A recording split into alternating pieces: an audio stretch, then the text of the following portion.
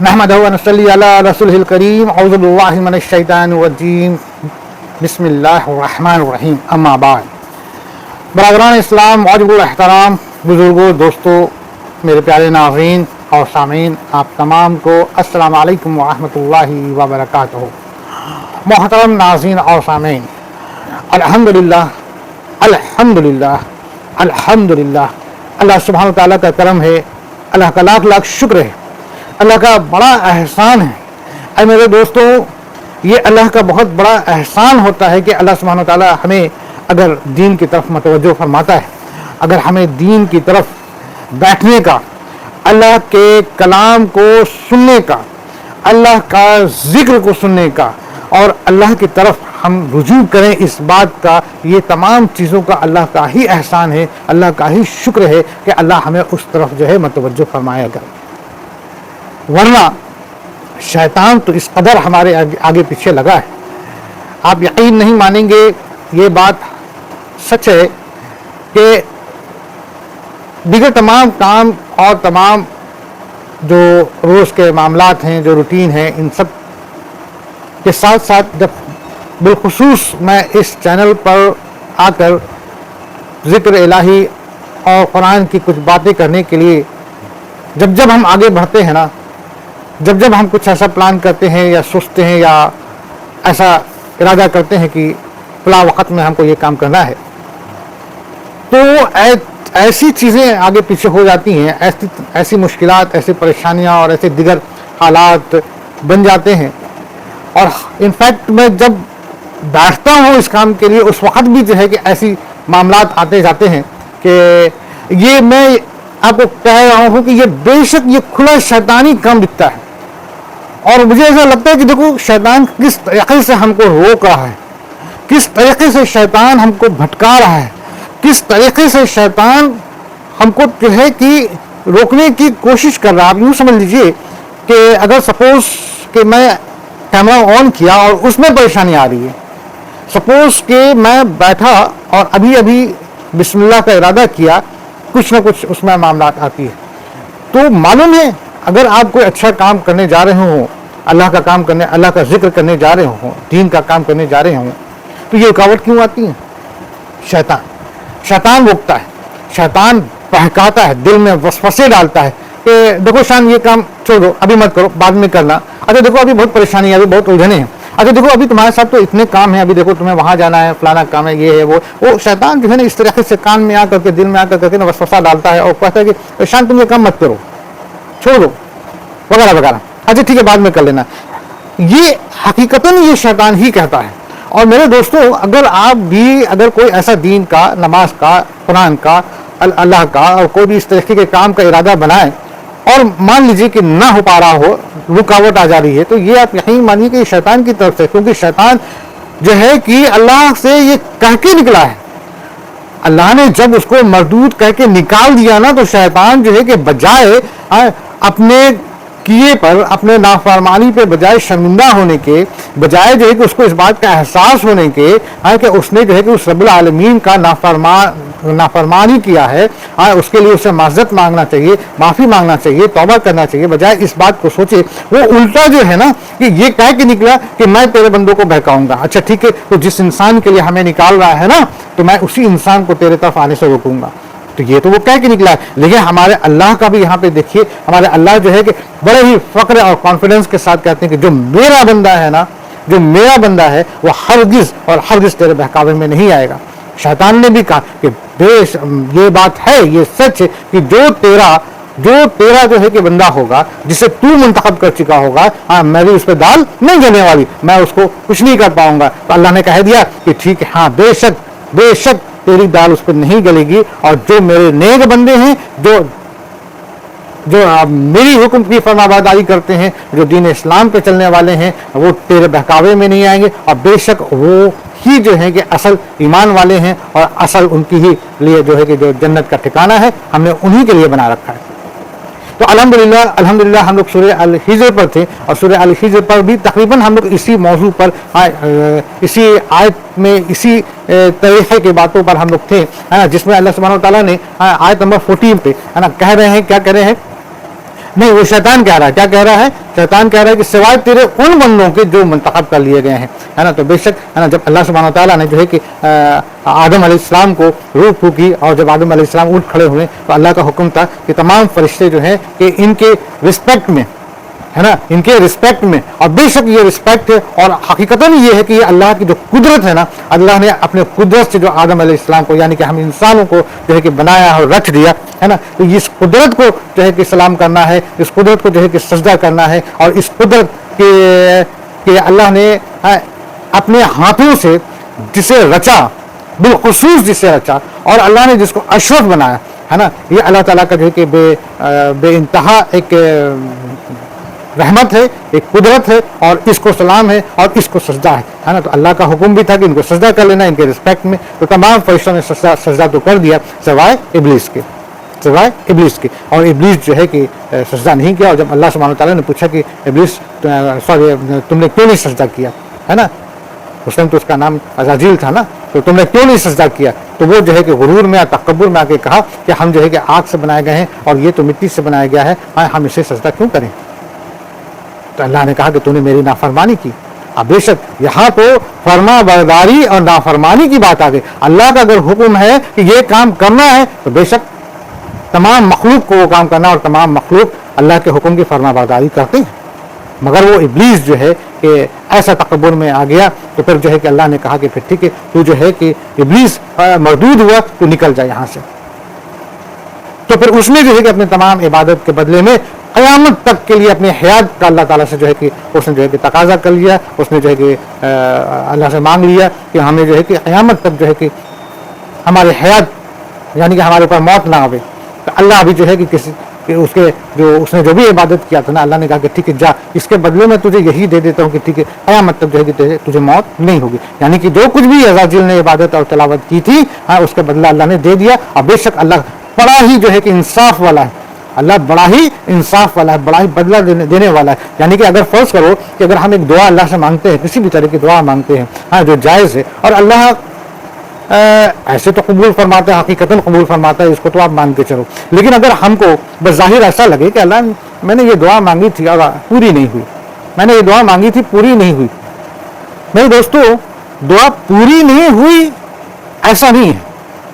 اللہ نے آپ کی دعا کو سنا بھی اور اللہ نے ہماری دعاؤں کو قبول بھی کیا، مگر اس کو کس طریقے سے وہ عطا فرمائے گا یہ اللہ اور اللہ کی حکمت ہی جانے. ہم نہیں جانتے. لیکن یقین رکھو کہ دعا ضائع نہیں گئی، نہ جائے گی.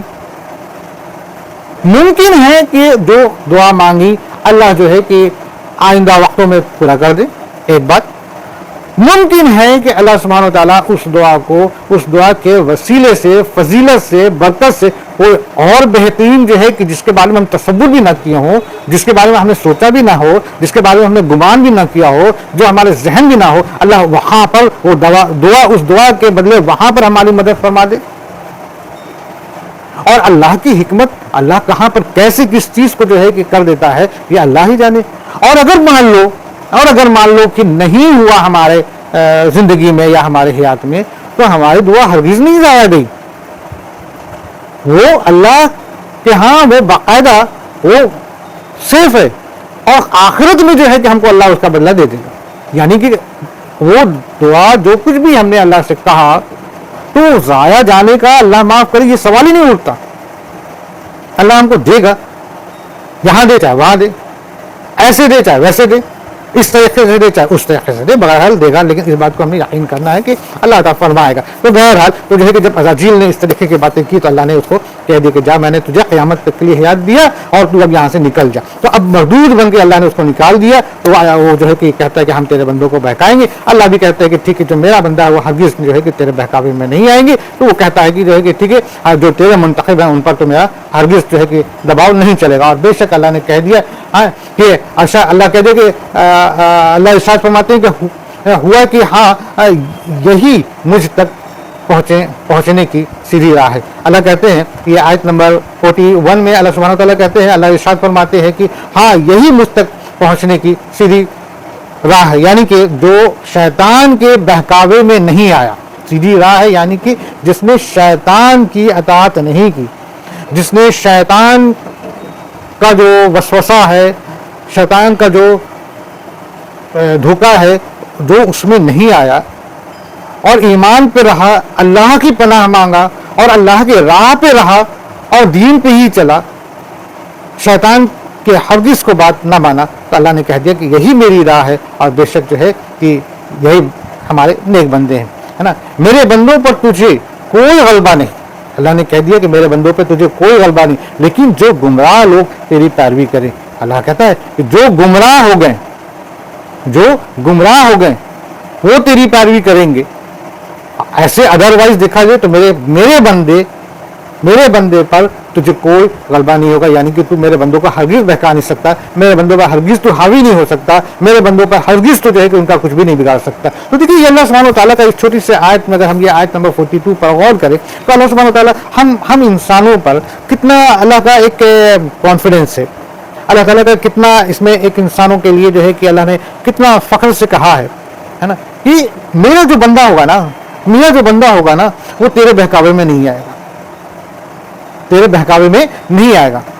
ہاں ٹھیک ہے، جو گمراہ ہو گئے وہ تیری پیروی کریں گے، وہ گمراہ ہو جائیں گے. دیکھیے یہ اللہ کا اس میں کتنا اپنے بندوں کے لیے محبت کا پک رہا ہے. اللہ کا جو وعدہ ہے نا کہ ہم اپنے بندوں سے 70 گنا ماؤں سے زیادہ محبت کرتے ہیں، اور یہ بات حق ہے، یہ بات سچ ہے، اور یقیناً واللہ یہ بات سچ ہے. اگر ایسا نہ ہوتا تو اللہ سبحانہ و تعالیٰ اپنے بندوں کو اس آگ سے جو جہنم کی آگ ہے، جو نہایت ہی بری ٹھکانہ ہے، اس آگ سے بچانے کے لیے ہے نا جو بھی اللہ کے نزدیک رحمت بن سکتی تھی اللہ نے کیا ہے، اللہ نے کر دکھایا ہے. اللہ نے اتنے اپنے نبیوں کو، اتنے اپنے جو ہے کہ پیغمبر کو ہمارے درمیان بھیجا کہ ہم اپنے راستے کو سدھار لیں. ہم اگر گمراہی پہ ہیں تو ہم گمراہ سے خود کو بچا لیں، ہم راہ پہ آ جائیں. ہر وقت اللہ ایسا کرتا رہا، اور اس کے بعد کرتے آخر میں اللہ نے اپنے اس پیغمبر کو بھیجا جو اللہ نے ان کے بارے میں پہلے سے ہی کہہ رکھا تھا، یعنی کہ تورات اور زبور میں بھی اللہ نے ذکر کر رکھا تھا کہ دیکھو آخر ہم ایک نبی، ایک رسول کو ہم بھیجیں گے جو آخر ہوں گے، ہے نا، جن کے بعد پھر کوئی نبوت کسی کو نہیں ملے گی، ٹھیک ہے نا، وہ آخر ہوگا، اس کے بعد ہم نہیں بھیجیں گے. یعنی اللہ نے یہ چیتاونی بھی دی ہے، اور ایک اللہ نے بشارت بھی دی ہے، ایک اللہ نے نصیحت بھی دی ہے، اور ایک اللہ کا جو ہے کہ کہہ لیا جائے کہ ایک وارننگ ہے نا، کہ پہلے کی جو اہل کتابوں میں اللہ سبحانہ وتعالیٰ نے جو ہمارے آقا صلی اللہ علیہ وسلم کا ذکر کیا ہے، تو یہ ذکر جو ہے کہ ایک تو یہ کہ آنے والے وقت کے بارے میں اللہ نے بتایا، اپنے رسول کے بارے میں اللہ نے بتایا، اپنے رسول کے تمام چیزوں کے بارے میں اللہ نے بتایا، اور یہاں تک کہ اپنے رسول کے امتی جو ہیں کیسے ہوں گے ان کے بارے میں بھی ذکر کیا، اور یہ بھی ذکر کر دیا کہ دیکھو وہ اب آخر ہوں گے اگر وہ آ گئے تو، ٹھیک ہے. تو یعنی کہ تمہارے سدھارنے کا، تمہیں راہ پہ آنے کا جو وقت ہے، یہ مہلت جو تمہیں دی جا رہی ہے، اس مہلت کا تم فائدہ اٹھاؤ، تم مت بھٹکو، تم غلط راہ پہ مت چلو. دیکھو یہ شیطان جو ہے وہاں سے جو کہہ کے نکلا ہے، جسے ہم نے جو ہے کہ مردود کہہ کے نکالا ہے، دیکھو وہ شیطان اس طریقے سے کہہ کے نکلا ہے کہ وہ تمہیں بہکائے گا، وہ کہہ کے نکلا ہے. اور دیکھو میں نے بھی تو اس سے کہہ دیا کہ جو میرا بندہ ہوگا وہ تیرے بہکاوے میں نہیں آئے. تو اللہ اپنے بندوں سے محبت بھی ہے، اور اللہ اپنے بندوں کو روکتا ہے گمراہی سے. اور اپنے نبیوں کے ذریعے ممکن ہے کہ اللہ سبحانہ و تعالیٰ کی جو رب العالمین اتنا بڑا رب ہے، ایسا تو نہیں ہے کہ کسی کی شکل میں اور کسی کا وہ خود آوے نیچے آ کر کے ہمارا ہاتھ پکڑ کر کے ہم کو روکے گا. وہ تو اس کا تو اتنا بڑا اس کی جو قدرت ہے، اور اس کا جو کہہ لیا جائے کہ اس کی جو حقیقت ہے، وہ اتنا عالیشان ہے کہ اس کا یہ کام نہیں ہوتا کہ وہ خود نہیں ہمارے درمیان میں ہمارے کوئی طرح کا شکل اور مورت بنا کر کے وہ آوے. وہ تو اس کا حکم کافی ہے، اور وہ اپنا کام کسی سے بھی لیتا ہے، کیونکہ اس کا حکم، اس کا اختیار سب پر ہے. وہ چاہے تو اپنا کام چیٹی سے بھی لے لے، وہ چاہے تو دشمن سے بھی اپنا کام لے لے۔ حضرت موسیٰ علیہ السلام کو کس کے گھر میں پرورش دلایا اللہ نے؟ فرعون کے گھر میں، یعنی کہ وہ فرعون جس بنی اسرائیل کے اس بچے سے بچنے کے لیے برسوں سے بنی اسرائیل کے لڑکوں کو جو پیدا ہوتے تھے اس کو قتل کر دیتا تھا۔ اللہ کی کتنی بڑی قدرت کہ اللہ نے اسی فرعون کے گھر میں موسیٰ کو پرورش عطا فرما۔ اچھا صرف اتنا ہی نہیں، یہ اور سنیے، اللہ نے حضرت موسیٰ علیہ السلام کو دودھ بھی پلوایا تو اپنی ہی ماں کا پلوایا۔ اچھا بات ابھی نہیں ختم ہوئی، اپنی ہی ماں کا دودھ پلوایا، وہ بھی کیسے پلوایا؟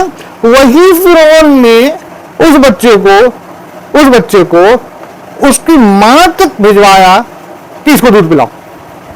کتنی بڑی قدرت ہے، کتنی بڑی قدرت ہے۔ ہم لوگ اگر اس پر انشاءاللہ آگے بات کریں گے حضرت موسیٰ علیہ السلام کی پیدائش کو لے کر، ان کا بچپنا کو لے کر کے، تو ہم لوگ انشاءاللہ باتیں کریں گے۔ ایون آپ لوگ بھی دیکھ سکتے ہیں، جانتے ہی ہوں گے میکسیمم، ہے نا، کہ اللہ کا کتنی بڑی قدرت کا نمونہ ہے، ٹھیک ہے نا۔ جو فرعون مسلمان کا دشمن، اس کی بیوی خود ایمان والی ہو گئی۔ سوچیے، آسیہ ایمان والی، ایمان کے ساتھ مری وہ۔ تو بہرحال تو اللہ سبحانہ وتعالیٰ نے یہاں پر اپنی اس محبت، اس آیت میں اللہ کی وہ محبت بھی دکھ رہی ہے، وہ رحمت بھی دکھ رہی ہے، اور اللہ کا وہ کہہ لیا جائے کہ بندوں کے لیے ایک نصیحت بھی دکھ رہی ہے۔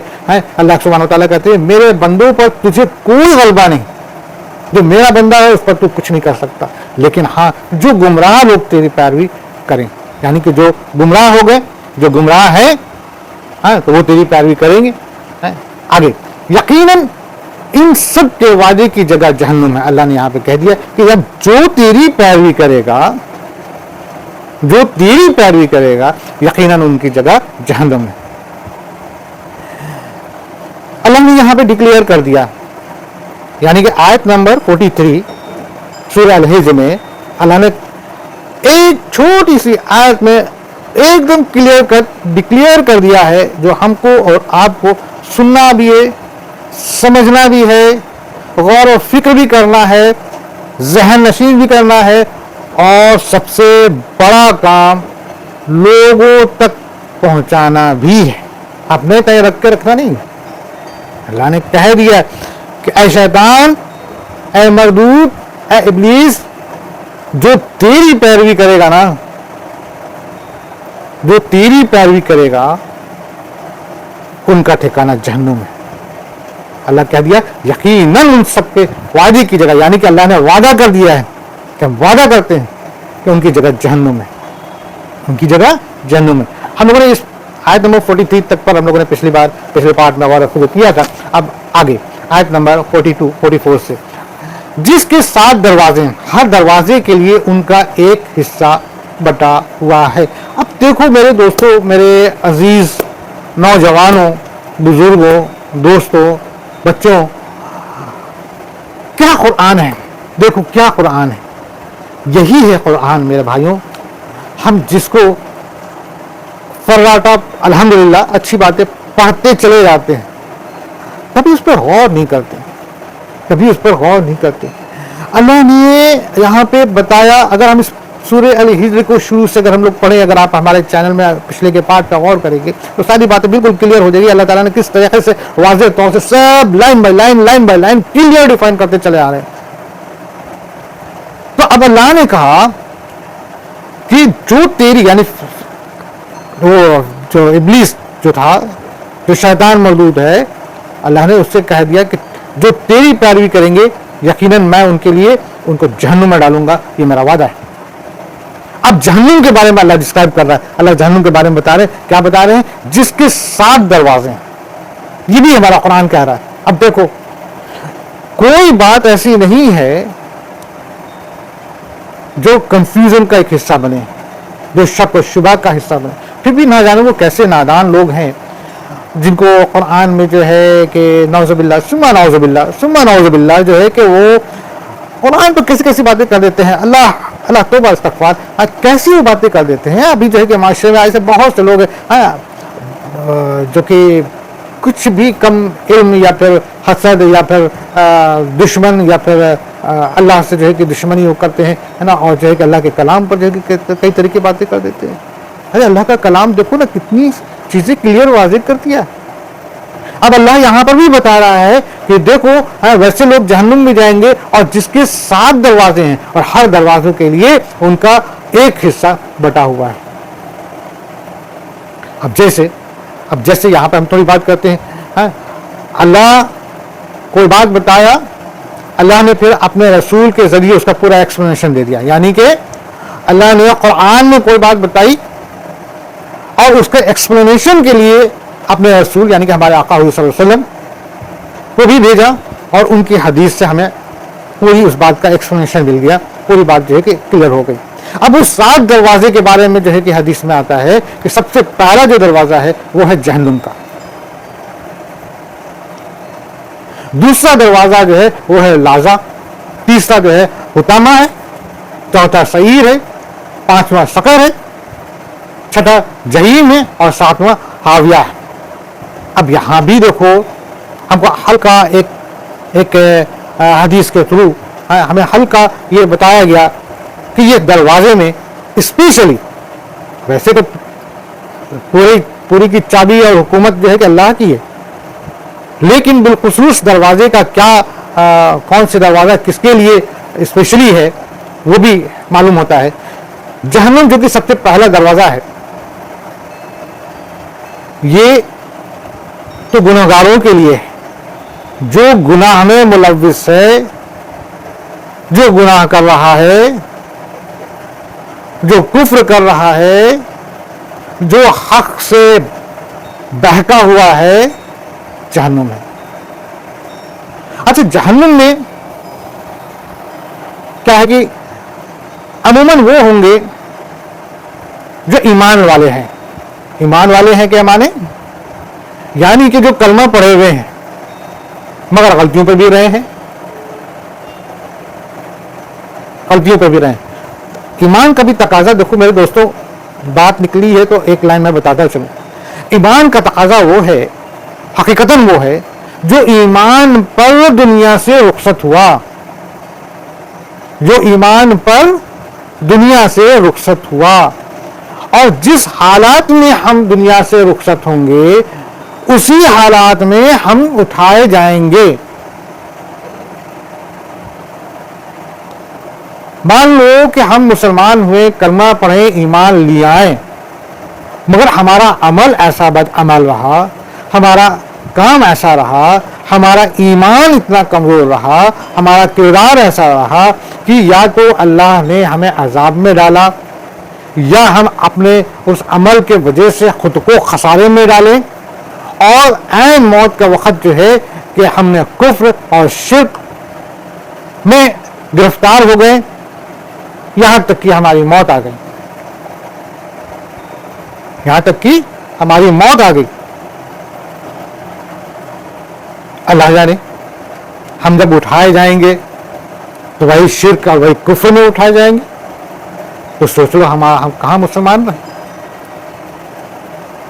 ہم جو ہے کہ بہت عبادت کرتے رہے اور عین موت کے وقت میں ہماری زبان سے ایسا کلمات نکل گیا جو بالکل اللہ معاف کرے، اللہ توبہ استغفار. ہمیشہ اسی لیے کہتے ہیں دعا ایسا کرتے رہو کہ موت کے وقت جو ہے کہ ایمان پر ہماری جو ہے کہ موت ہو اور ایمان پر اٹھایا جائے. اللہ ہم کو کلمہ نصیب فرما دے، اللہ ہم کو کلمہ نصیب فرما دے. اللہ سبحانہ تعالیٰ سے دعا، اللہ جب وقت ہمارا آخر ہو، ہمارے جسم سے روح نکلنے لگے تو اللہ ہم کو زبان پر جو الفاظ نکلے وہ الفاظ اشہد ان لا الہ الا اللہ وحدہ لا شریک لہ واشہد ان محمدا عبدہ ورسولہ، ہمارے زبان سے جو نکلے الفاظ تو بس یہی نکلے کہ نہیں ہے کوئی معبود سوائے اللہ کے اور اس کا کوئی شریک نہیں، وہ واحد ہے، اور محمد صلی اللہ علیہ وسلم اللہ سبحانہ تعالیٰ کے بندے اور اللہ کے رسول ہے.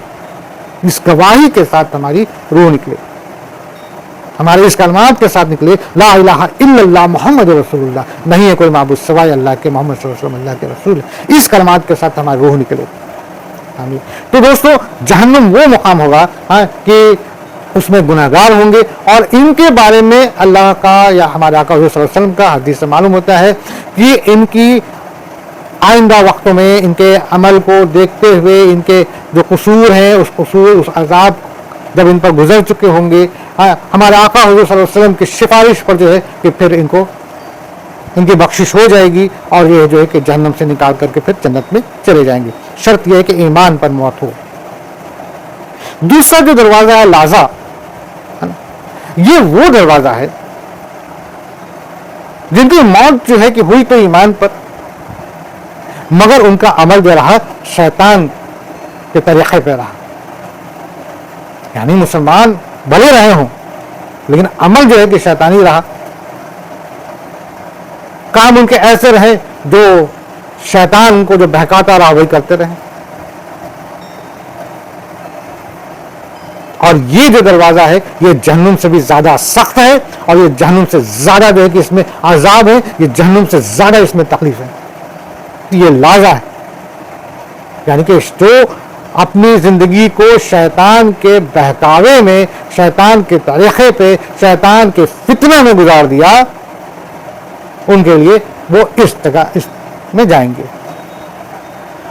پھر تیسرا دروازہ آتا ہے حطامہ، یعنی کہ جہنم سے زیادہ سخت عذاب والا دروازہ لازا، اور لازا سے بھی سخت عذاب والا حطامہ. اور یہاں پر اللہ کا فرمان ہے کہ یہاں پر جو ہے کہ وہ لوگ جائیں گے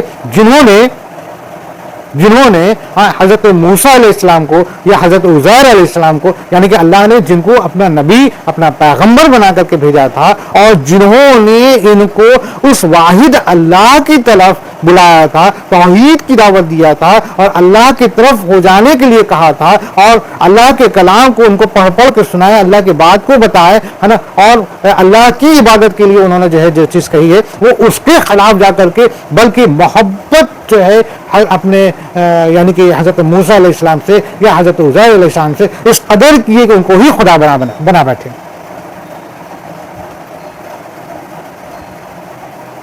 اللہ معاف کرے، اللہ معاف کرے. یعنی کہ ایک اللہ کا پیغمبر یہ کہہ رہا ہے کہ دیکھو نہیں ہے کوئی معبود سوائے اللہ کے، تم اللہ کی عبادت کرو. تو ہم کیا کر رہے ہیں کہ ہم جو ہے کہ اسی کو اتنی زیادہ محبت دے رہے ہیں کہ وہ ایک عبادت بن جا رہی ہے. ضرورت سے زیادہ محبت بھی بعض وقت عبادت ہو جاتی ہے. تو اسی کو اتنا زیادہ ترجیح دینے لگے ہیں کہ وہ جو ہے کہ وہ تو عبادت ہو گئی. بعد کی نسلیں اور جو بڑھی تو اور جو ہے کہ وہ تو ہے ہی کہ شیطان تو پیچھے لگا ہوا ہے. تم آج کوئی ایسا عمل کر رہے ہو جو دین کے خلاف ہے، تو پھر نسل در نسل آگے کے لوگ جو ہے اور تمام جو لوگ اس کو دیکھیں گے تو اس میں اور کچھ نہ کچھ اضافہ کرتے چلے جائیں گے، اور اضافہ کرتے کرتے کرتے کرتے کرتے کرتے وہ جو ہے کہ کفر ہو جاتا ہے. بت پرستش بھی تو یہیں سے شروع ہوئی. شیطان نے کیا کہا، بھائی تمہارا فلاں بڑا اللہ والا تھا، بڑا اللہ والا تھا، گزر گیا، تو چلو اس کی یاد میں جو ہے کہ کچھ ایسا بنا لو. لوگوں نے بنا لیا. پھر شیطان نے کہا کہ ٹھیک ہے یہاں پر کوئی ایسا دن بنا لو، کوئی ایسا وقت بنا لو کہ یہاں پر آیا کرو تم لوگ. تو وہ سب آ کر کے بیٹھنے لگے. شیطان کوئی خدا بن کر کے تو ان کے درمیان نہیں آتا. شیطان تو انہی کا ایک انسان، انہی کے ایسا بن کے آیا کہ لوگ جو ہے کہ اس کی طرف مائل ہو گئے، اور اس نے جیسا سکھایا بتایا ویسا دھیرے دھیرے کرتے چلے گئے. پھر دھیرے دھیرے وہ جو ہے کہ پرستش میں بدل گئی. تو اسی طریقے سے جو یہودی ہوئے تو یہ کیا کی کہ اللہ نے رسول کو بھیجا کہ بھائی ان کو کفر سے بچاؤ، شرک سے بچاؤ. تو اب یہ کیا کیے کہ یہ جو ہے کہ حضرت موسیٰ علیہ السلام کی یا پھر حضرت عزیر علیہ السلام جنہوں نے بعد میں آ کر کے توریت جو ایک طریقے سے ختم ہو گئی تھی اس کو دوبارہ ان کو چونکہ یاد تھا، پورا لمبا واقعات ہے، ہم لوگ پہلے بھی سن چکے ہیں. بہرحال تو وہاں سے پھر سے لکھی گئی تو لوگوں نے جو ہے کہ ان کو خدا بنا لیا، نعوذ باللہ. یا پھر وہ یہودی جو اللہ کے رسول ہمارے پیارے آقا حضور صلی اللہ علیہ وسلم کی دعوت کو ٹھکرائے، کی توحید کو ٹھکرائے، اور انہی کے خلاف سازش کی، نافرمانی کی، ان کے راستے میں رکاوٹ بنے، اور صرف رکاوٹ ہی نہیں بلکہ ان کو طریقے سے جو ہے کہ ان کے ساتھ پریشانیوں کا سبب بنے. جبکہ ان کی کتاب میں ہمارے آقا حضور صلی اللہ علیہ وسلم کے بارے میں ذکر تھا، اور یہاں تک کہ وہ لوگ جو ان کے پڑھے لکھے تھے ان کو معلوم تھا کہ یہ اللہ کے سچے نبی ہیں. تو ایسے جو ہے کہ یہودی حطامہ میں ان کو ڈال دیا جائے گا، جو لاوا سے بھی کہیں زیادہ خطرناک عذاب ہے. اس کے بعد سعیر. اب یہاں بھی دیکھیے وہی بات ہے کہ ایک قوم جو ہے کہ وہی وہ حضرت عیسیٰ علیہ السلام کو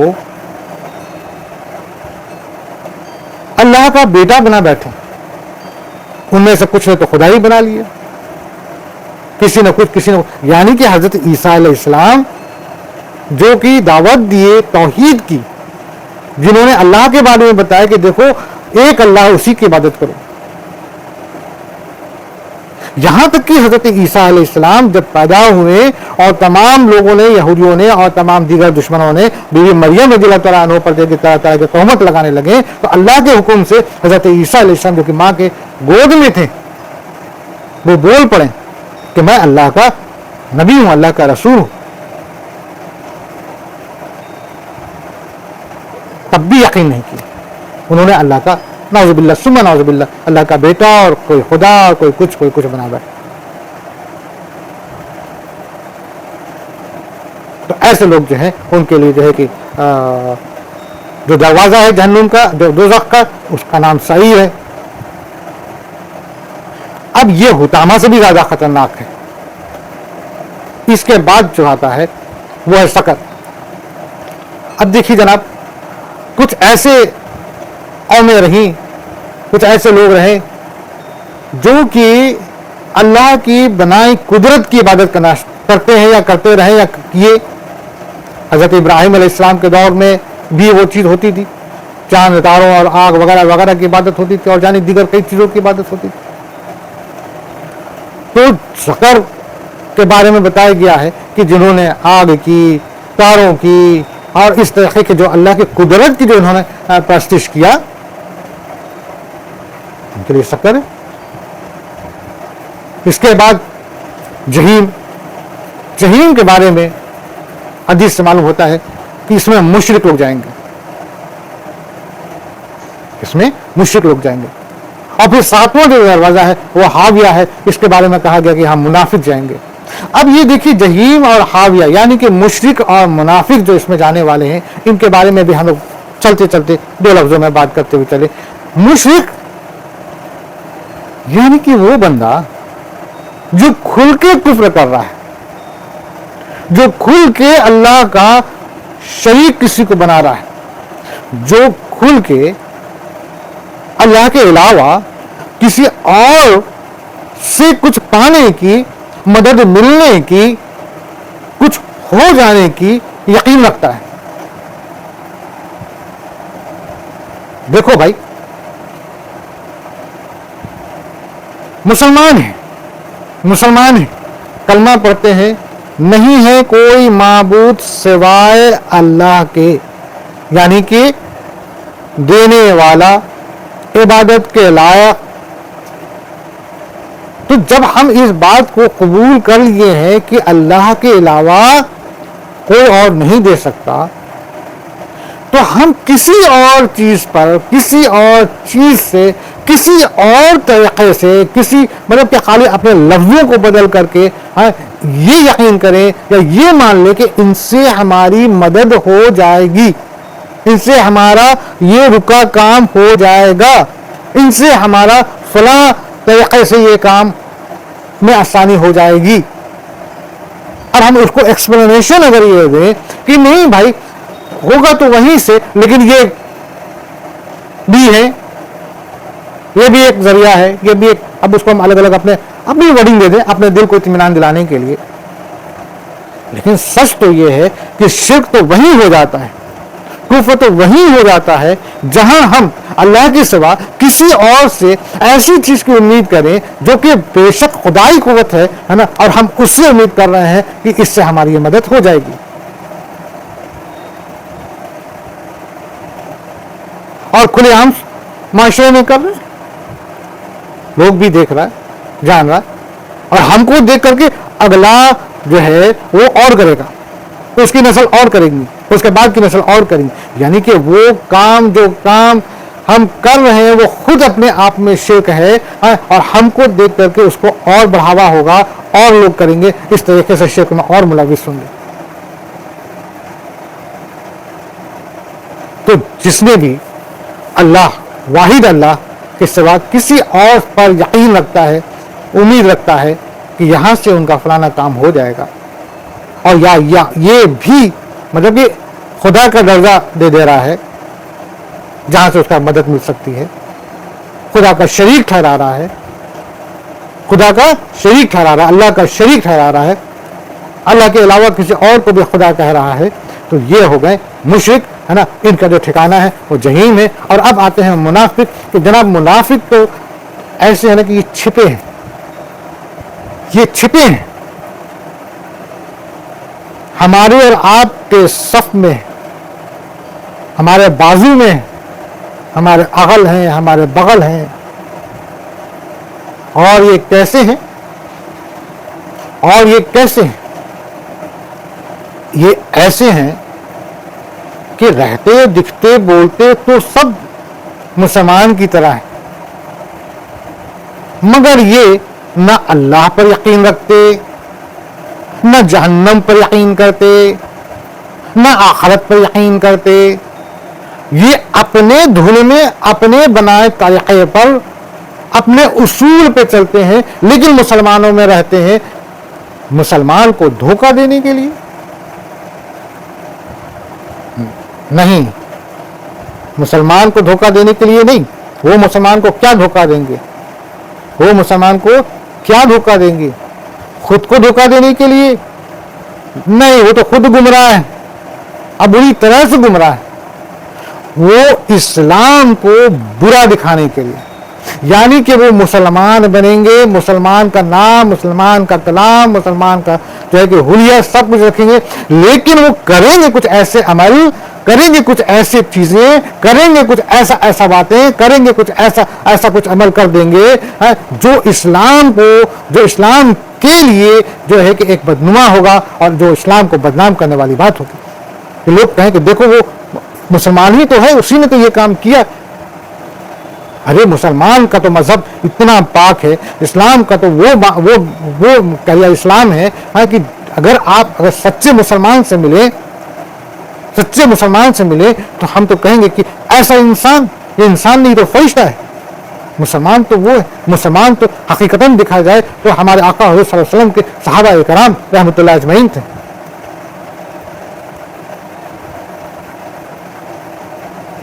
تو میرے دوستو, منافق جو ہے کہ بڑے خطرناک, یعنی کہ ان کا مقصد ہی اسلام کو بدنام کرنا ہے. اور یہ شروع کب ہوا؟ حضور صلی اللہ علیہ وسلم کے وقت سے. یعنی کہ جب ہمارے آقا حضور صلی اللہ علیہ وسلم مدینہ میں پہنچ گئے اور جتنے یہودی تھے نا ان سب کو کھدیر دیے, اور تمام یہودی جو ہے کہ جو یہودی کیا چاہ رہے تھے مدینہ پہنچ کر کے, وہ کیا رہے تھے, وہ چاہ رہے تھے کہ مدینہ کے سردار ہو جائیں.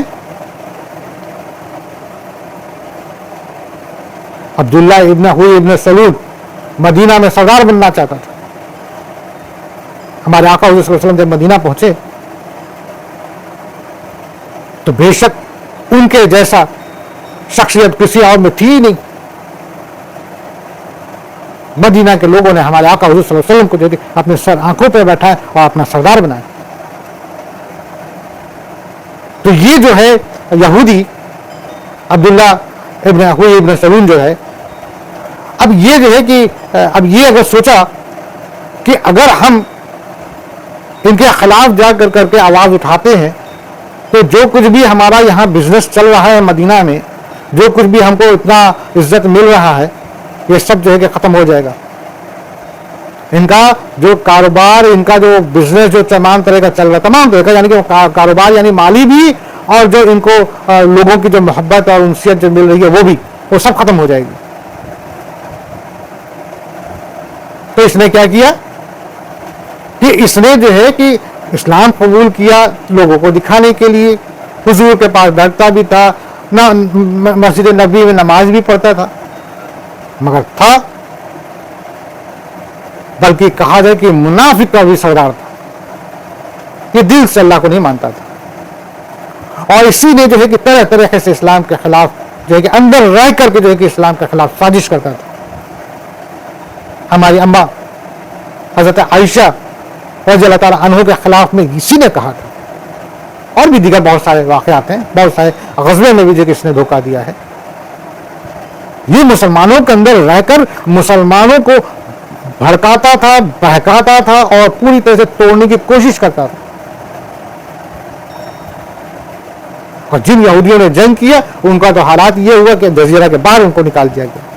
لیکن وہی کچھ ایسے بھی تھے جو کہ اس بات کو سمجھ چکے تھے کہ ہم مسلمان سے لڑ نہیں سکتے, جیت نہیں سکتے, تو انہوں نے مسلمان کا چونگا اپنایا اور مسلمان کے ساتھ رہنے لگے, اور اسلام کو جو ہے کہ یہ اندر ہی اندر جو ہے اسلام کو پوری طرح سے دیمک کی طرح جو ہے نا کہ اس کو یہ کرنے لگے, کیا کہتے ہیں کہ اس کو کھودنے لگے.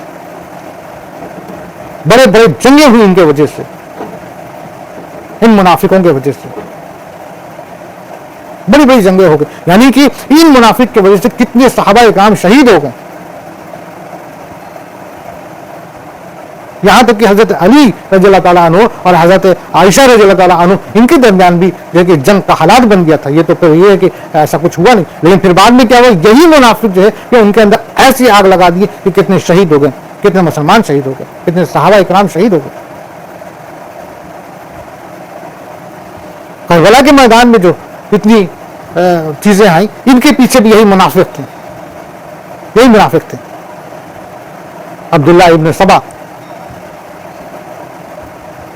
تو اس مسلمان کا انہوں نے بھیش میں رہے, مسلمان بنے, مسلمان کا نام بھی اختیار کیے, مگر ہے کیا, نہ ان کے اندر اللہ کا خوف ہے, نہ یہ دین پر ہے, نہ یہ حق پہ. یہ تو شامل ہی اسلام میں اس لیے ہوئے ہیں کہ ہم ان کے اندر رہ کر کے ان کو کوڑے دیں گے, ان کو بدنام کریں گے. اللہ ہم سب کو ایسے منافقوں سے محفوظ رکھے, اپنی پناہ میں رکھے. تو ایسے جو منافق ہیں ان کا ٹھکانہ جو ہے کہ حاویہ ہے, اور حاویہ جو ہے کہ دوزخ کا وہ سب سے نچلا حصہ ہے, اتنا نچلا حصہ جہاں پر اس قدر کا عذاب ہے, اس قدر کا عذاب ہے کہ جو ہے کہ بتانا جو ہے کہ جتنا بھی بتایا جائے کم ہوگا, بتانا مشکل. تو اللہ سبحانہ و تعالیٰ نے صاف کہہ دیے کہ ایسے لوگ جو شیطان کے فتنے میں, شیطان کے بہکاوے میں, شیطان کے طریقے پہ چلیں گے تو ان کا ٹھکانہ جہنم ہے, جس کے 7 دروازے ہیں اور ہر دروازے کے لیے ان کا ایک حصہ بتا ہوا ہے نا.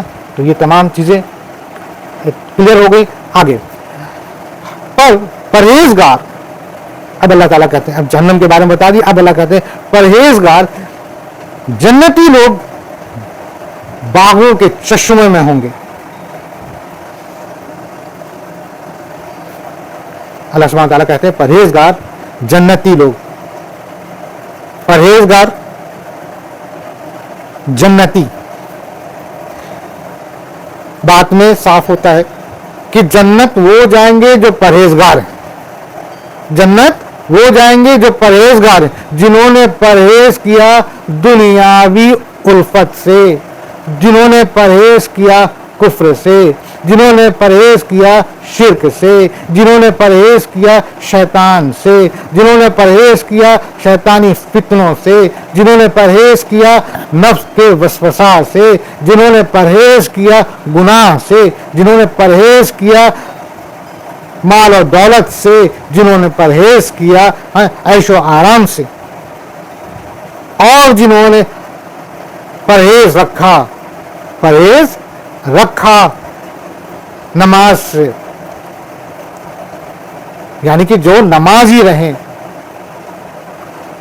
وہ پرہیزگار, جنہوں نے روزہ رکھا وہ پرہیزگار جو ہے کہ جو اسلام پر حق پہ اپنی زندگی گزاری, اور وہ پرہیزگار جو ایمان پر جیا اور ایمان پر ختم ہو گئے. ایسے لوگ کے لیے جو ہے کہ جنت ان کا ٹھکانہ ہے, اور جہاں کے باغیں اور چشمے ہوں گے. یعنی کہ باغ اور چشمہ, باغ کتنی سکون کی جگہ ہوتی ہے, اور چشمہ یعنی کہ جہاں نہریں, یعنی کہ جہاں بے حساب چشموں کا معنی کیا ہو گیا کہ بے حساب آپ کسی چیز کا آپ ذہن میں تصور کیجئے، کسی چیز کے لیے آپ خیال کیجئے اور وہ چیز حاصل، یعنی کہ اس کا کوئی اینڈ نہیں، اس کا کوئی لمیٹیشن نہیں۔ نہریں میں جو پانی بہتے ہیں اس پانی کے بوندوں کا کوئی لمیٹیشن ہوتا ہے؟ ایک طرح سے آپ تصور کیجئے۔ تو اسی طریقے سے وہ جنت ایسی ہوگی، وہ جنت کا باغ ایسا ہوگا کہ جہاں پر آپ تصور کریں گے اور ہر چیز ملے گا۔ وہ ایسا باغ ہے، ایسا بہترین خوبصورت ٹھنڈک دل کو سکون دینے والا ایسا باغ ہے کہ جہاں پر نہ ہم کو سختی گرمی کی ہوگی، نہ شدید سرد کی تکلیف ہوگی، نہ برے لوگ کا ظلم ہوگا، نہ سازشیں ہوں گی، نہ برائیاں ہوں گی، نہ کوئی تکلیف دینے والی نہ باتیں ہوں گی، نہ عمل ہوگا، نہ کوئی ایسا دیگر بات ہوگا جس سے ہم کو جسمانی یا ہمارے دلوں کو تکلیف پہنچے۔ اور چشمے تو ایسے نہریں ہوں گی کہ ہم بس خواہش کریں ہر چیز حاضر، جس کا کوئی اینڈ نہیں، ٹھیک ہے نا۔ تو جناب جنت کے بارے میں بھی حدیث سے معلوم ہوتا ہے کہ اس میں بھی کئی طریقے کے ہے نا ہمارے ساتھ اللہ تعالیٰ کا۔ ایک سیکنڈ تھوڑا سا رکاوٹ آ رہی ہے، یہ کچھ گر رہا ہے ایسا لگتا ہے، مجھے دیکھنا پڑے گا۔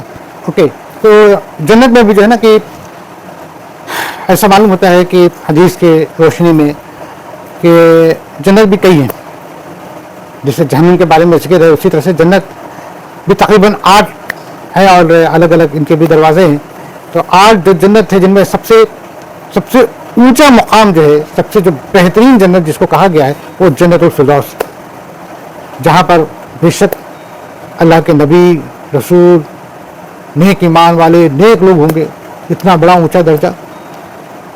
اور ہمارے اللہ کے رسول ہمارے آقا صلی اللہ علیہ وسلم نے تو ہم لوگ کو بتایا کہ جب بھی اللہ سے مانگو تو اللہ کی جتنی اونچی شان ہے تم بھی ایسی دعا مانگو کہ اس کی کہتے کہ اس کے خوبیوں کو بخان کرنے والی ہو، ہے نا، کہ جیسی اس کی شان ویسی ہماری دعا، یعنی کہ ہم مانگو تو جنت الفردوس مانگو، اس میں بھی اعلیٰ مقام مانگو، یعنی اس میں بھی کئی مقامات ہیں۔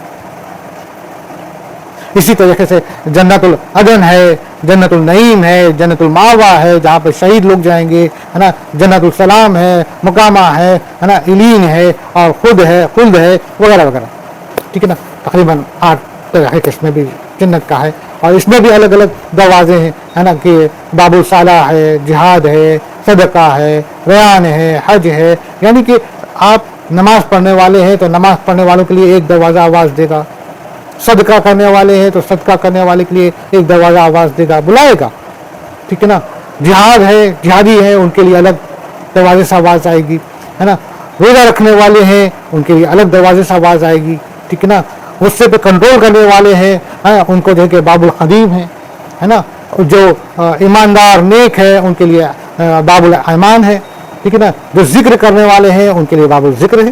تو اس طریقے سے کئی جو ہے کہ جنت کے بھی دروازے ہیں۔ تو اس جنت کے دروازے میں بھی جو ہے نا کہ اللہ نے کہا کہ ان سے کہا جائے گا سلامتی اور عمل کے ساتھ اس میں داخل ہو جائے، یعنی ہر دروازہ جو ہے، ہر دروازہ جو جنتی ہیں ان جنتیوں کے لیے ہر دروازہ سے آواز آئے گی کہ اے نماز پڑھنے والے تو اس دروازے سے داخل ہو جا، اے روزہ رکھنے والے تو اس دروازے سے داخل ہو جا، اے جو ہے کہ نیک کام کرنے والے اس دروازے سے داخل ہو جا، اے اللہ کا ذکر کرنے والے اس دروازے سے داخل ہو جا، تجھ پر جو ہے کہ سلامتی ہو، تجھ پر جو ہے کہ سلامتی ہو۔ جہاں جہنم میں ایک طرف کہا جا رہا ہے تجھ پر اللہ کی لعنت ہو، یہاں جنت میں کہا جا رہا ہے تجھ پر اللہ کی سلامتی ہو۔ السلام علیکم ورحمۃ اللہ وبرکاتہ۔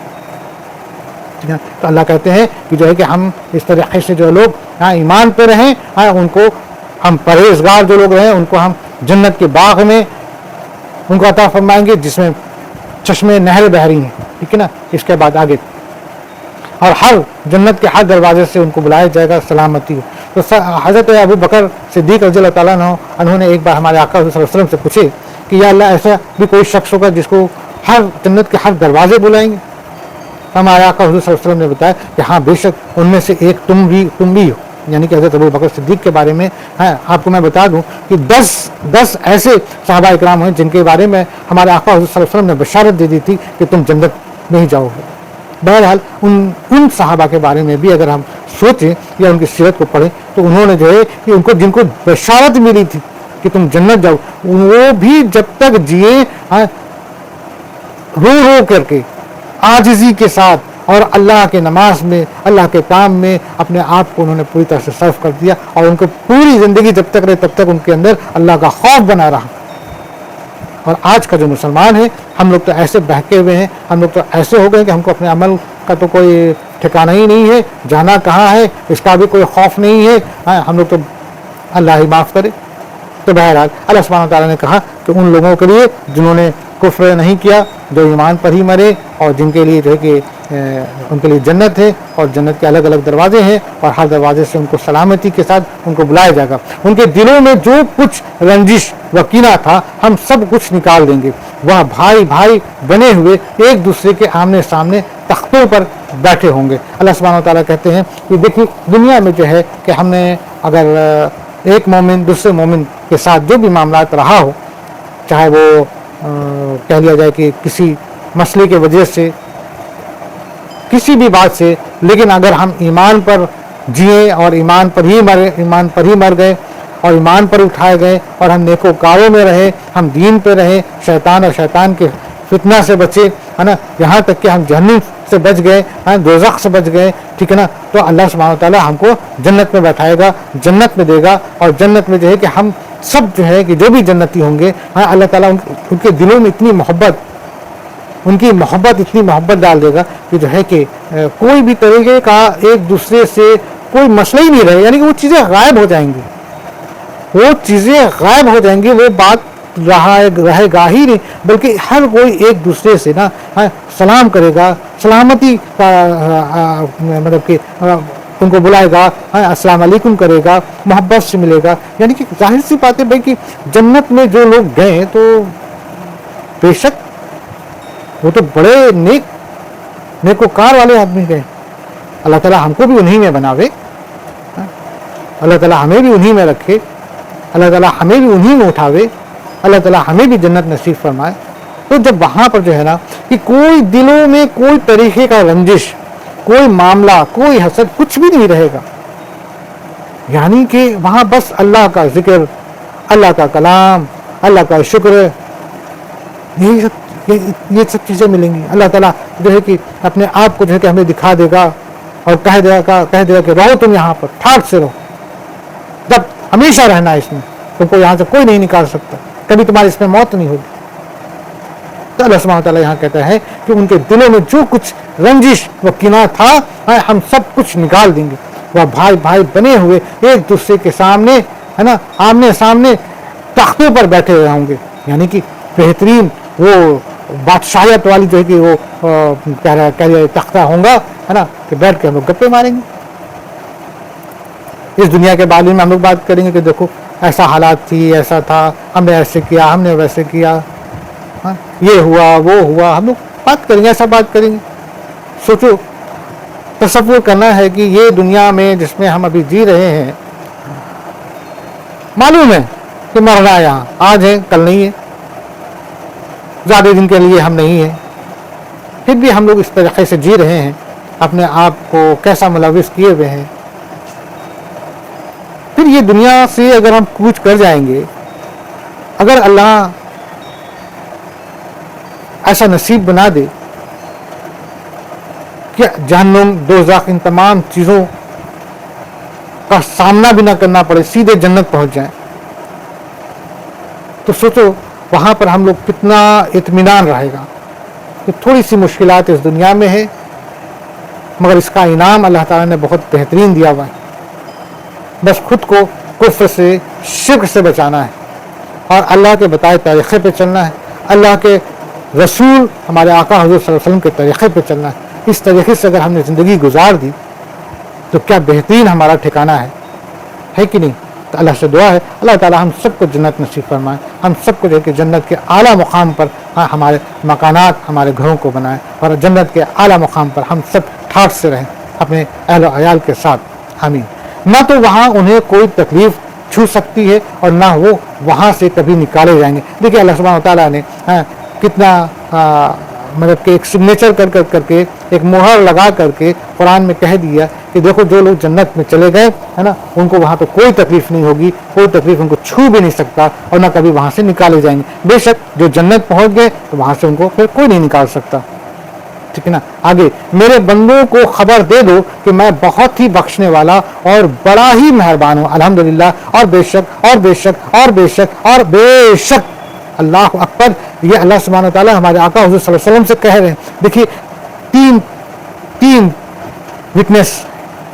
پہلا چیز یہ کہ اللہ کا کلام, اللہ کا وعدہ ہے, اللہ کا وعدہ ہے. ٹھیک ہے نا, اللہ کا وعدہ سچا ہے. دوسرا ہمارے آقا حضور صلی اللہ علیہ وسلم سے کہہ رہے ہیں, یعنی کہ آقا حضور صلی اللہ علیہ وسلم بھی اس کلام پر, اس بات پر وٹنس ہیں.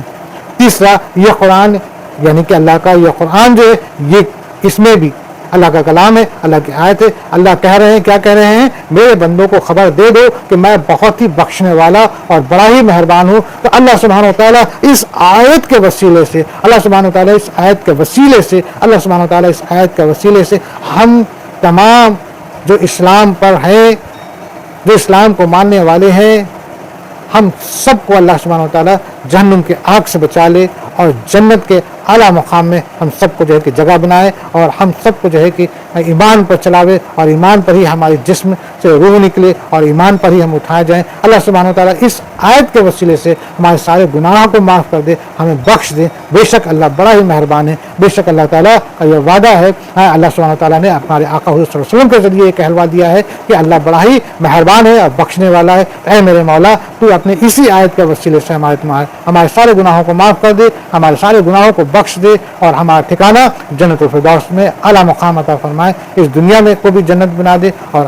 ہمارے لیے آخرت کو بھی جنت بنا دے. اور ساتھ ہی میرے عذاب بھی نہایت دردناک ہے, جہاں اللہ تعالیٰ ایک طرف جنت کے جو ہے وعدہ کر رہا ہے کہ وہاں پر بہترین ٹھکانہ ہے, اور وہاں پہ ان کو جو جنتی لوگ ہوں گے ان کو کوئی تکلیف چھوئے گی بھی نہیں اور کبھی نہیں نکالے جائیں گے. جہاں اللہ کا یہ وعدہ ہے وہی اللہ کا یہ بھی وعدہ ہے نا, کہ میرے عذاب بھی نہایت دردناک ہے. یعنی کہ جو جہنم میں گیا, جو دوزخ میں گیا, جن پر اللہ کا عذاب اترا, وہ بڑا ہی دردناک ہے. یہ بھی اللہ سبحانہ وتعالیٰ نے بالکل اسی طریقے سے کہا ہے جس طریقے سے جنت میں جانے والے لوگ کے لیے کہا ہے کہ اللہ بڑا ہی بخشنے والا اور مہربان ہے. جیسے یہ بات کہی گئی کہ آپ ان سے میرے آقا حضور صلی اللہ علیہ وسلم کے ذریعے کہ آپ لوگوں کو کہہ دیجئے, اسی طریقے سے اللہ یہاں پر کہہ رہا ہے. اور ساتھ یہ بھی بتا دیجئے کہ میرا عذاب نہایت ہی دردناک ہے. یعنی کہ دونوں باتیں اللہ کے وعدے میں ہے کہ میں بخشنے والا بھی ہوں, اور دوسرا وعدہ یہ بھی ہے کہ میں عذاب جب دوں گا تو بہت ہی خطرناک, بہت ہی دردناک ہے. بچوں انہیں ابراہیم کے مہمانوں کا بھی حال سنا دو. ٹھیک ہے نا. تو بہرحال یہ ہم لوگوں نے الحمدللہ اللہ سبحانہ وتعالیٰ کے فضل و کرم سے سورہ الحجر کی آیت نمبر 50 تک پہ غور کیا, اور 51 پر ہم لوگ ایک لائن پڑھے ہیں ہے نا, جو حضرت ابراہیم علیہ السلام کے واقعات سے شروع ہے. تو بہرحال اس پر ہم لوگ نیکسٹ پارٹ میں بات کریں گے. فی الحال ہمیں اجازت دیں, اور اللہ سبحانہ وتعالیٰ سے بھی دعا ہے کہ اللہ کہنے بولنے پڑھنے میں اگر کچھ غلطی ہوئی ہو تو اللہ معاف کرے. آپ تمام بھی ہمیں معاف کریں گے. ممکن ہے بھائی انسان ہوں, کچھ ہو سکتا ہے کہ کچھ بھی بات ایسی ہو جو ذہن میں, میرے دل میں میرے ایسا نہ ہو, لیکن زبان سے کچھ ایسا نکل گیا جو شاید کسی کو تکلیف پہنچا جاوے, یا شاید جو حق نہ ہو, یا پھر شاید جو کوئی غلطی اگر ہو جاوے جانے انجانے میں, تو بھائی معاف کر دیجیے گا. ٹھیک ہے نا. ہاں کوشش کرتا ہوں اللہ کے فضل و کرم سے, اور بے شک یہ اللہ کا شکر ہے کہ بعض چیزیں ایسی ہیں جو الحمدللہ الحمدللہ الحمدللہ اللہ تعالیٰ جو ہے کہ ہمارے دل میں ڈال دیتا ہے, اور اللہ کے فضل و کرم سے ہم بیان کر دیتے ہیں. کہنے بولنے پڑھنے میں کوئی غلطی ہو تو معاف کیجیے. ہاں اللہ بھی معاف کرے, آپ بھی. فی الحال اجازت چاہتے ہیں. صدق اللہ العظیم. اللہ حافظ.